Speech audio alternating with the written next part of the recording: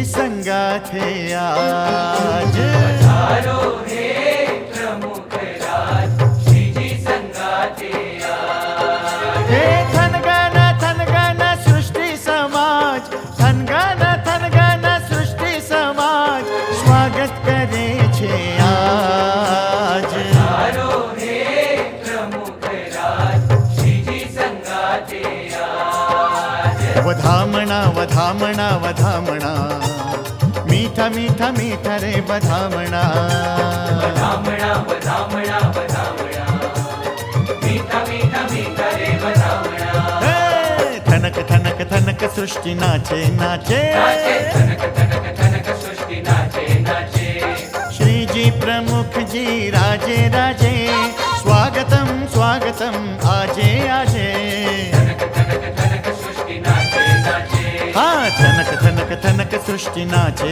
નાચે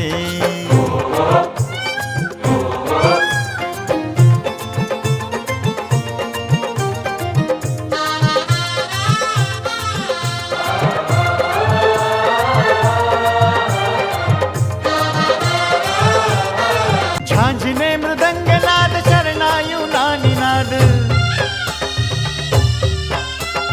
ઝાંઝને મૃદંગ નાદ શરણાયું નાની નાદ જય જય અનંત સાદ ગગન ભરી ગાજે જય જય અનંત સાધ ગગન ભરી ગાજે ઘેલું સારંગપુર થઈને પ્રેમી મયુર ગાવે રે મધુર સુર થનક થનક નાચે ગાવે રે મધુર સુર ધનક ધનક નાચે ગાવે રે મધુર સુર થનક થનક નાચે થનક થનક થનક સૃષ્ટિ નાચે નાચે નાચે ધનક ધનક ધનક સૃષ્ટિ નાચે નાચે હે શ્રીજી પ્રમુખજી રાજે રાજે સ્વાગતમ સ્વાગતમ આજે આજે થનક થનક થનક સૃષ્ટિ નાચે નાચે ધનક ધનક સૃષ્ટિ નાચે નાચે હે ધન્ય અમે સૌભાગ્યવંત શ્રીજી સ્વરૂપ સંત હે ધન્ય અમે સૌભાગ્યવંત શ્રીજી સ્વરૂપ સંત હે આવ્યા પ્રેમે આમ આંગણીએ આજ આવ્યા પ્રેમે આમ આંગણીએ આજ દેવાની સખા ફરી ફરીને લોકોના જીવનમાં સુધારો. આમ જુઓ કે દારૂબંધી ગુજરાતમાં છે, કોઈ દારૂ પીવો તો સરકાર એને શું કરે? દંડ કરે અથવા એને જેલમાં પૂરે. તો દારૂ ન પીવાય, ચોરી ન કરાય, વ્યભિચાર ન કરાય. આવા નૈતિક મૂલ્યોનું પ્રસ્થાપન કરવાનું કામ સરકાર પાસે નથી, આ પ્રમુખ સ્વામી જેવા સંતની પાસે છે. એટલા માટે એની આ ગાથા આપણે કહીએ છીએ. આપ જોશો, આગળનો દાખલા આપીશ એટલે આપણને ખબર પડશે કેવા કાર્યો થાય છે.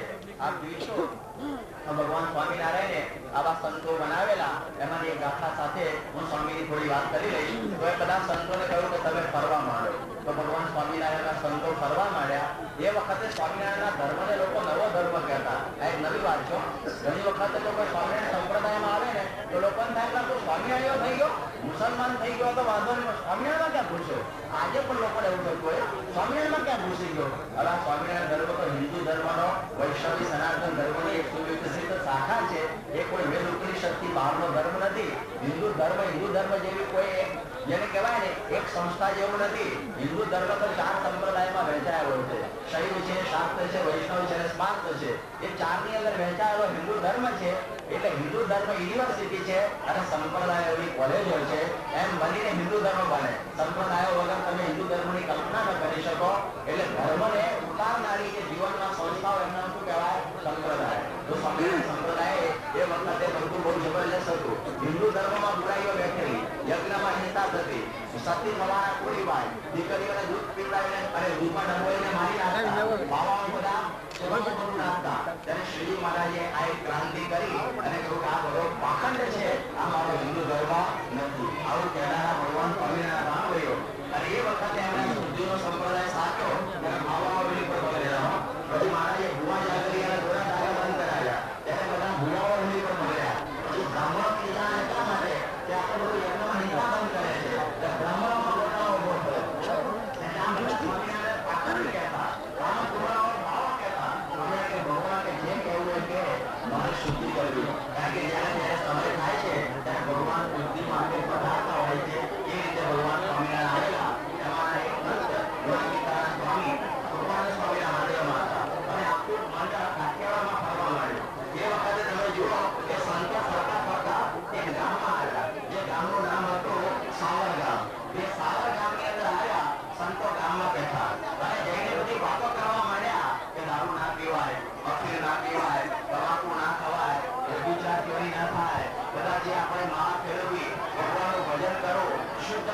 જીવન જીવવું આવી બધી વાતો સંતો કરવા માંડ્યા. ત્યારે ગામના જે દરબાર હતા એનું નામ હતું ઉગો ખુમાણ. એને એમ કહ્યું કે સ્વામિનારાયણ મુંડિયા મારા ગામમાં ક્યાં ગયા? આખું ગામ બગાડશે. શું કે ગામ બગાડશે? હવે ગામ બગાડવા હતા સુધારવા આવેલા, પણ એને થયું મારું ગામ બગાડશે માટે મારા મુંડિયાઓને કાઢવા. આપ જુઓ કે ભગવાન સ્વામિનારાયણ કોઈ સંતોને ગામ બગાડવા મોકલેલા નથી, ગામ સુધારવા માટે મોકલ્યા હોય છે. આપણે એમ સમજીએ કે આ ગામ કેવું કહેવાય કે જંબુસર, કે જંબુસર એટલે આદર્શ ગામ એમ કહેવાય કે એમાં કોલેજ છે, એમાં પાણીની ટાંકી છે, એમાં હોસ્પિટલ છે, અને ઉતર્યા જેવું વિશ્રામ હાઉસ છે, સરસ મજાના રોડ છે. આ બધો જંબુસરનો વિકાસ ના કહેવાય, આ તો જરૂરિયાત, આ તો હોવું જ જોઈએ. ગામની અંદર આ બધી વસ્તુઓ તો હોવી જ જોઈએ. આ કોઈ વિકાસ નથી, આ કોઈ આદર્શ ગામના લક્ષણ નથી, એ તો એની જરૂરિયાતો કહેવાય. આદર્શ ગામ ક્યારે કહેવાય? આ ગામમાં કોઈ બીડી પીનારો ના હોય, આ ગામમાં કોઈ દારૂ પીનારો ના હોય, આ ગામમાં વરલી મટકાના કોઈ નંબર આપનારો કે લેનારો ના હોય, આ ગામમાં કોઈ વિચાર કરનારો ના હોય, આ ગામની અંદર કોઈ માંસાહારી ના હોય, આ ગામની અંદર કોઈ કાળા બજાર ના કરનારો હોય, તો સમજો જંબુસર આદર્શ ગામ કહેવાય. સ્વામી એવા આદર્શ ગામડા ઉભા કરવા માટે આજે નીકળી રહ્યા છે. એ સંતોનું કામ છે. એ ભગવાન આવે ને તો જ કાર્ય થાય, બાકી થાય નહીં. એટલે પેલા રૂપા ખુમારને એમ થઈ ગયું કે મારું ગામ છે આ બગાડશે. એટલે એમણે એમ કહ્યું કે હવે શું કરવું? એટલે એમણે કહ્યું કે આને ગામમાંથી બહાર કાઢી નાખો. ખરી રીતે તો ગામ તો સુધારવા માટે ભાઈઓ સંતો ફરતા હોય છે, બગાડવા માટે સંતો ફરતા નથી હોતા. પણ લોકોને ઘણી વખત સુધારવું ગમતું નથી હોતું, એક ઘરેડમાં રહેવું ફાવતું હોય છે. ત્યારે ભગવાન સ્વામિનારાયણે લોકોના જીવન આ રીતે સુધારેલા. કે છે ને કે ભગવાન ભજે ને કે લોકો કે બગડી ગયા. જેમ મીરાબાઈ ભગવાન ભજવા માંડી બગડી ગયેલું કહે છે. એટલા માટે મારે કહેવાનો મતલબ એ છે કે એને થોડું ગમે તેમ કરીને પણ આને કાઢો. એટલે પેલી સોટી લીધી બાવળની અને કાંટા વાળી અને લઈ લઈને સાધુઓને ઝૂલવા માંડ્યો અને એ સાધુઓને લોહી લોણ કરી નાખ્યા. હવે જુઓ કે સંતો કેવા દયાળુ હોય છે કે ગમે એટલું એને માર પડે તો પણ સહન કરે. એનું નામ કહેવાય સાધુ. એમણે બધું સહન કરી લીધું. અને પછી એ સમયમાં એવું બન્યું કે પછી એક વરવાડ ત્યાંથી નીકળ્યો અને એને કહ્યું કે આ બિચારા સંતોને આટલું બધું મારે છે, દરબારના ઘેર દીકરો ક્યાંથી હોય? સંતોને ખબર પડી દરબારના ઘેર દીકરો નથી. જો નહીં તો ખરી રીતે તો શું બોલે એને જિંદગીમાં કે એને દીકરો થાવ નહીં, પણ કે છે ને કે ઠાડવા પોતાના ફળ નથી ખાતા રે ઉપકારીનો ઝાડ પોતાનું ફળ ન થાય. તમે જો આમાં ઉપર પેલું મારો પથ્થર તો આનો તમને ઘેરી આપે. સંતોએ આશીર્વાદ આપ્યો કે દરબારના ઘેર દીકરો થાય અને આપણી જોડીઓ ત્યાં ટીંગાય. આવું થાય કોઈથી? ઘેર દીકરો થયો જેવું નામ જીવન કુમાર. અને સંતો પછી ત્યાં સત્સંગ માટે ગયા ત્યારે આનું નામ કહેવાય સાધુતા. આજે પ્રભુભાઈ મહારાજ એક કોટીના સંત આપણી પાસે આવીને બેઠા છે કે જેને ઝૂંપડે ઝૂંપડે જઈને લોકોના જીવન સુધાર્યા, ગામના ગામ સુધાર્યા. થોડી મિનિટ હું પૂરું કરું છું, ઘણો થઈ ગયો છે, પણ આપણે જરા થોડી ધીરજ રાખીને આ થોડું પૂરું કરીશું તો આપણે જરા ખ્યાલ આવશે કે ભગવાન સ્વામિનારાયણનો આદેશ લઈને પ્રમુખ સ્વામીએ આ દાદરા નગર હવેલી સેલવાસ એ બાજુ ગામના સુધારી દીધા. ત્યાં લોકો પોતાના ઘરની અંદર જે ચૂલા હતા એ તોડી નાખ્યા. ત્યાં ચૂલા ઉપર ઘણી વખત માંસાહાર થયો છે, માટે આપણે હવે નવા ચૂલા બનાવો. ત્યાં એ લોકોએ સુધારો કર્યો. તારીના વૃક્ષો કાપી નાખ્યા એમના ઘરના આંગણાના, કે હવે આપણે આ આપણા પાછળની પ્રજાને ખબર ન પડી જોઈએ કે આપણે તાળી પીતા હતા. આટલો બધો ફેરફાર. એ આદિવાસીની છોકરી પરણવાની હોય એના ધણીને કહે જો તમે એની કંઠી પહેર, દારૂ તાળીને નહીં પીવો એવો નિયમ લે તો તને પરણી છે. કેમ કે મેં સ્વામિનારાયણનો ધર્મ લીધો છે. આ એક આદિવાસીની છોકરી બોલે ત્યારે ગામ સુધર્યું કહેવાય કે બદલ્યું કહેવાય. આખા ગામના ગામ સુધાર્યા સ્વામીએ. કેટલા બધા આજે યુવાનોને સુધાર્યા. આજે તમે જુઓ કે પ્રભુભાઈ મહારાજે અને અમેરિકામાં જે આવે છે 70માં ત્યાં બોલો સ્વામી આગળ તમે હતા ને એ વખતે આપણા 4, 5, 6 હરિભક્તો હતા ગણીને. અને એ વખત કશું નતું. અમારે પ્રભુભાઈ મુખ્ય કહેવાય, કાંતિભાઈ, અતુલ્યોદર્શા અને આ બધા હરિભક્તો થોડા બધા નગીનભાઈ બધા હતા. પણ એ વખતે તમને નવી લાગે કે આજે 20 વર્ષ પછી આજે 40,000ની સંખ્યા થઈ ગઈ છે. એ આ પ્રભુ સ્વામી મહારાજનો પ્રતાપ. આજે 40,000 સત્સંગીઓ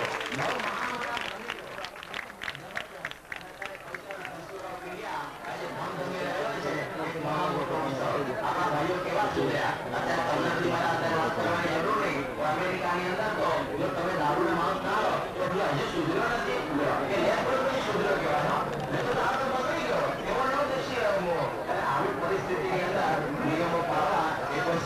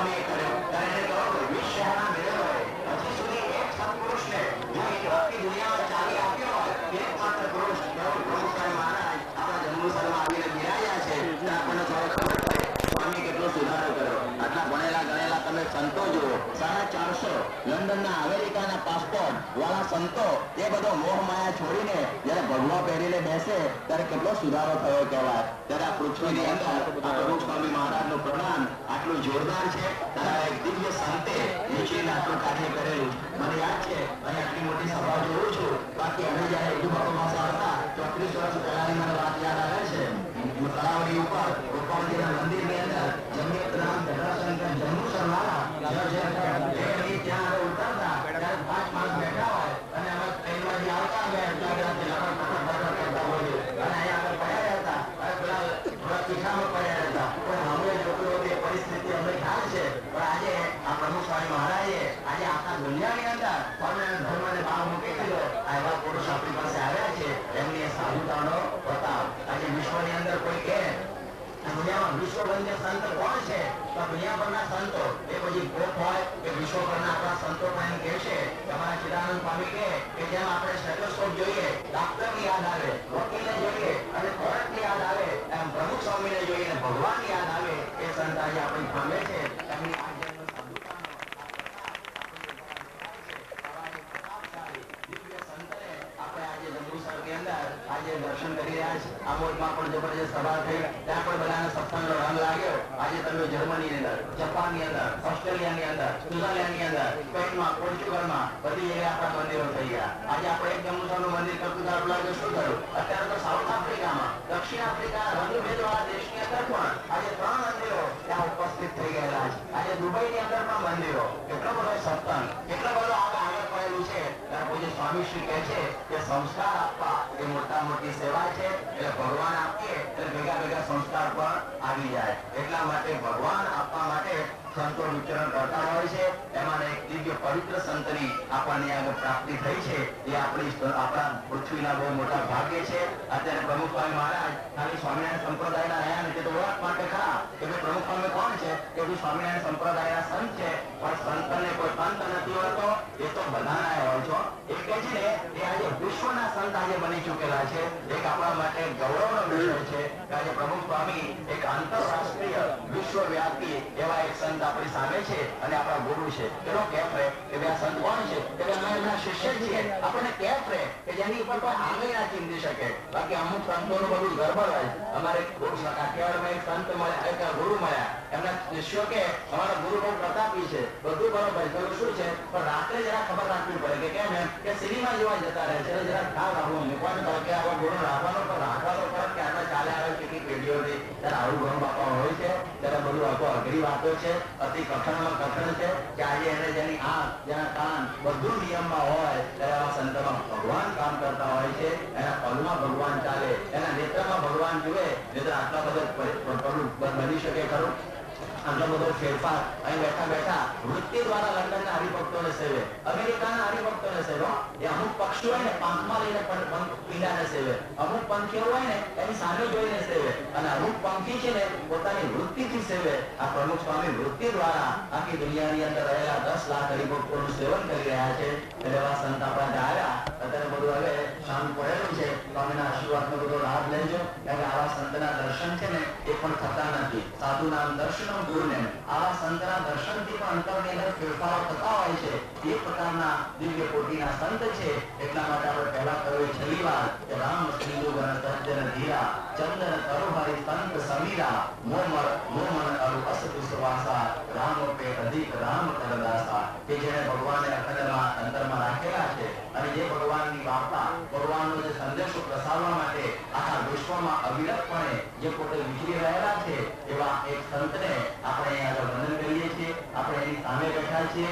આ તો પ્રસાદીનું નામ છે. અહીં શાસ્ત્રી મહારાજ, યોગીજી મહારાજ અને પ્રમુખ સ્વામી પણ ખૂબ પધારેલા છે અને ઘણી વખત અહીંયા આપણે બધાએ લાભ લીધેલો છે. પણ આજે અમને નવી દ્રષ્ટિથી આપણે આપણને મળેલા ચિંતામણી આપણા ઘરમાં હોય પણ ખબર ના હોય તો આપણે કાલો બનાવવા કરીએ. અત્યાર સુધી સ્વામી પણ ફરકાશમાં આટલા ત્યાંથી જંબુસર આવતા મને બરોબર યાદ ગયા હતા. એ વખતે આપણે ખબર નથી આ કોણ સંત છે, શું પોટેન્શિયલ એની અંદર પડેલું છે. પણ આજે વિશ્વની અંદર 20 વર્ષમાં વ્યાપી ગયા. એ પણ આપણા માટે એક આશ્ચર્યની વાત છે, ગૌરવની વાત છે. તેનો સમાધાન કરી અને સુખ્યા થઈએ. સયાન સ્વામી મહારાજ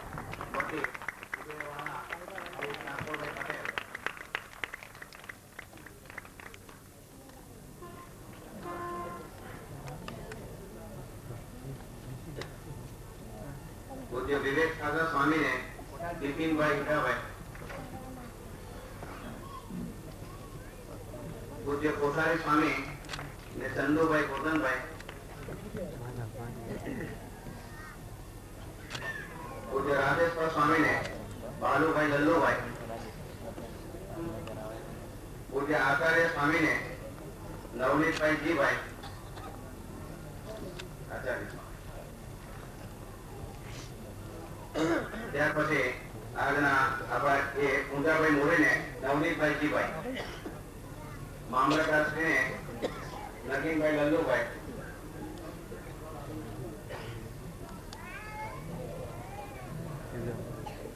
ત્યાર પછી તાલુકા વિકાસ અધિકારી શ્રીને પણ નગીનભાઈ લલ્લુભાઈ.